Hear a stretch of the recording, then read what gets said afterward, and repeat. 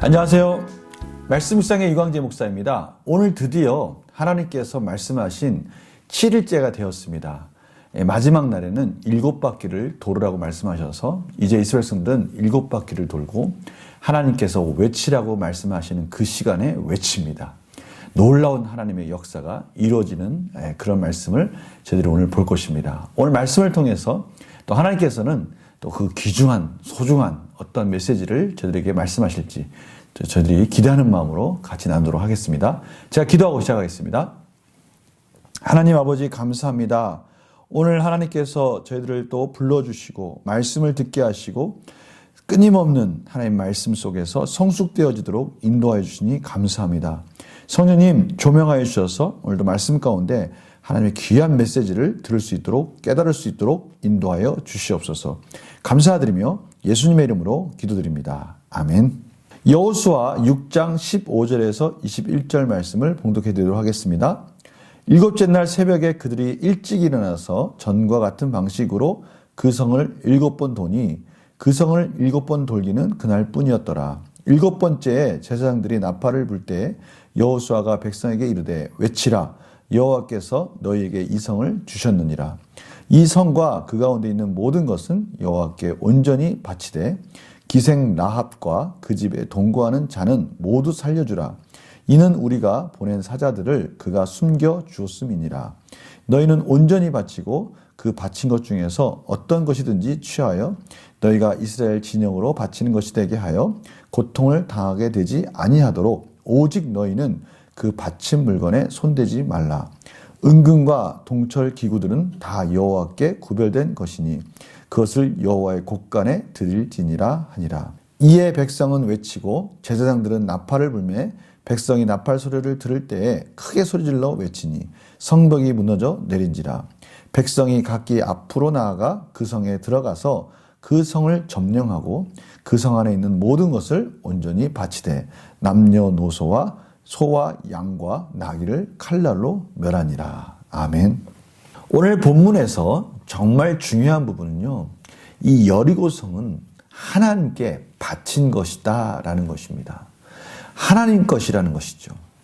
이것은 이스라엘 백성들과 여리고성 사람들을 구별해서 이스라엘 백성들은 살려주고 여리고성 사람들은 진멸한다, 이러한 차별적인 것을 말씀하신 게 아니에요. 오늘 말씀 보니까요, 18절에 너희는 온전히 바치고 그 바친 것 중에서 어떤 것이든지 취하여 너희가 이스라엘의 진영으로 바친 것이 되게 하여 고통을 당하게 되지 않도록 조심하라. 이 말 무슨 뜻입니까? 손대지 말라. 만약에 그 이스라엘 백성들이 그 바친 여리고성에 있는 것을 손댔을 경우에는 너희들도 진멸될 것이다. 다시 말하면 하나님께서는 이스라엘 백성들에게 이 가나안 땅을 하나님께서 정복해 주실 것이고 하나님께서 이스라엘 백성들에게 선물로 주실 거지만 이 모든 것들은 다 하나님 것이라는 것이죠. 이 유업은 하나님 것이에요. 그 첫 열매를 그런 의미에서 하나님께 온전히 드려라 라고 말씀하고 계시는 것입니다. 이것을 진멸한다고 해서 21절에 보면요, 그 성 안에 있는 모든 것을 온전히 바치되 남녀노소와 소와 양과 나귀를 칼날로 멸하리라. 이 멸하다, 이것을 히브리어로 헤렘이라고 합니다. 헤렘. 이것이 주는 교훈은 무엇일까요? 우리 문제를 풀어가면서 한번 같이 나눠보도록 하겠습니다. 이스라엘 백성은 여리고성을 돌던 7째 날에 무엇을 행합니까?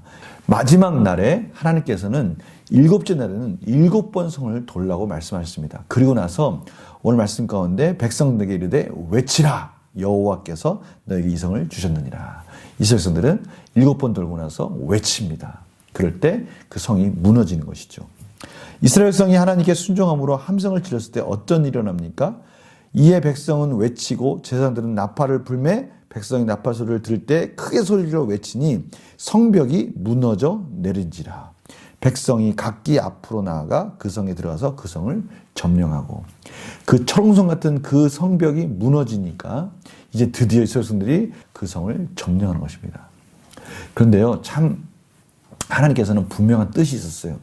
누구는 구원받습니까? 이 라합과 그 라합에 들어온 가정은 구원을 받습니다. 한번 보십시오. 한번 생각을 해보시기 바랍니다. 여리고성은 완전히 하나님께서 진멸하라고, 헤렘, 진멸하라고 말씀하신 그 성입니다. 그런데 그 속에서 누가 구원받습니까? 라합과, 기생 라합과 그 가족, 그 집안에 있는 모든 사람들은 구원을 받는 겁니다. 은혜를 받는 것이죠. 하나님께서 어떻게 보면 참 무서우신 분임에도 불구하고 하나님의 은혜 가운데 하나님을 바라보고 그 하나님께 매달리고 있는 자를 외면치 아니하시는 그 한 장면을 그 라합의 가정의 구원을 통해서 또 저희들에게 보여주고 계시는 것입니다. 어떻게 보면 우리 성도님들 중에는 어떻게 하나님께서 그 여리고성의 그 모든 그 죄 없는, 어떻게 보면 죄 없다라고 말할 수 있는 그들을 진멸할 수 있을까라고 말씀할 수 있어요. 근데요, 하나님께서 분명히 이렇게 말씀하셨어요. 가나안의 죄가 가득 찰 때까지 기다려라. 하나님께서는 이스라엘 백성들 400년의 시간을 통해서 그것을 어떻게 보면 기다리는 시간이었는데요. 그 시간은 가나안의 죄가 가득한 찰 때였어요. 다시 말하면 지금 이들이 진멸당하는 것은 하나님의 심판이라는 거예요. 하나님의 심판을 말미암아 그들은 남녀노소 할 것 없이 다 하나님의 심판 가운데 거하게 되는데요. 그럼에도 불구하고 하나님은 라합과 그 가정을 구원하시는 하나님의 참으로 놀라우신 그 계획하심과 이 속에서 또 저희들에게 이 환난 속에서 이 모든 어려움 속에서도 구원의 은혜가 여전히 있다라고 말씀하고 계시는 것입니다. 영과 묵상 볼까요? 이스라엘 백성이 나팔 소리를 듣고 크게 소리를 지르자 성벽이 무너진 이유는 무엇입니까? 그 성벽이 그 소리 때문에 무너진 건 아니죠. 그 소리를 지르는 그 순간에 하나님의 계획하심과 그 한 바퀴씩 돌고 또 마지막 7바퀴를 돌고 하나님이 소리 지르라고 했을 때 그 성벽이 무너진 것을 통해서 철저한 하나님의 계획과 섭리 속에 이 모든 일들이 이루어지고 있다는 것을 이스라엘 백성들에게 지금 확인시켜주고 계시는 것입니다. 느낀 점 볼까요? 이스라엘 백성이 하나님의 말씀에 순종할 때 성벽이 무너지는 것을 보면 무엇을 느낍니까? 느낀 점은 저희들 상황을 돌아보는 겁니다.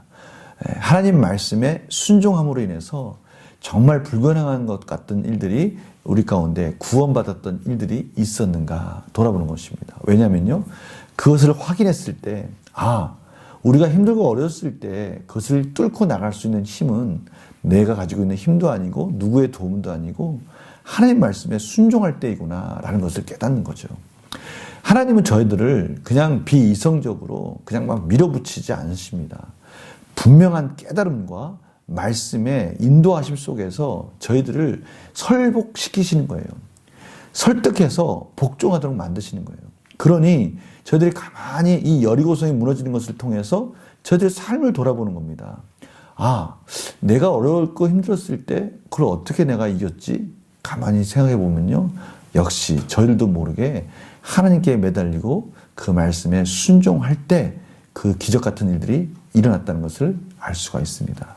기도할 때, 말씀에 순종할 때. 오늘 바로 그 부분을 다시 한번 기억하고 다시 도전하자라고 말씀하시는 것이죠.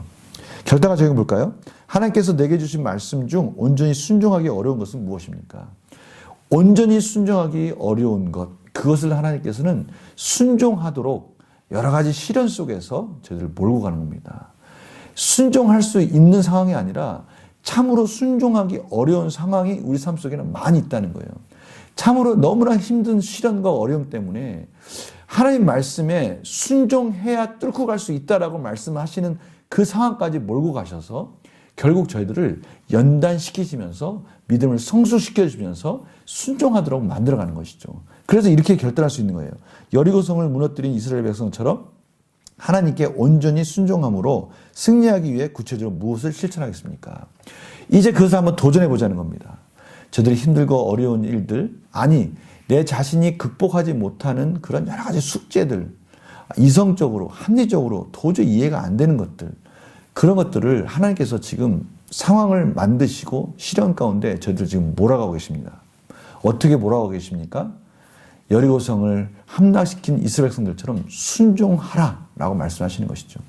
순종했을 때 그것을 뚫고 나가고 그 모든 것들이 이해되어지는 상황들을 경험하기를 원하시는 거예요.